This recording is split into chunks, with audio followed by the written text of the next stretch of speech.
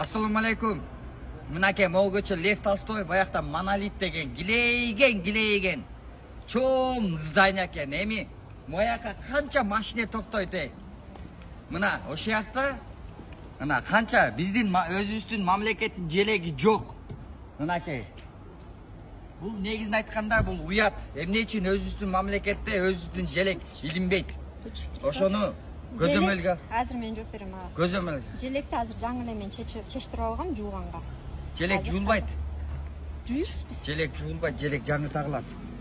Мисалы ти Азыр байке. анда биз жаңы алып салып. Жок, биз илип кетебиз. Илбеле болот, биз өзүбүздүкү бар. Эмки аны жуулуп тытылганда илгиле. Жуулуп тытылбай эле биз жаңы өзүбүз илебиз. Ти байке башканы сүйлөйт, сиз башканы сүйлөйсүз. Байке? Вы на частной территории. Мен частный болгону мен Мен мамлекеттин өзүм жери. билем. Мамлекет Мекеменин аны биз өзүбүз илебиз. Ал Мен эми илип бизден кетем. жоопкерчилик. Ал биздин мойнубузда. эгер болсо сиз мындай кылбайт элеңиздер. Азыр мына илип атканда ии деп эле койгула, андай тытылып кетсе илесиздер.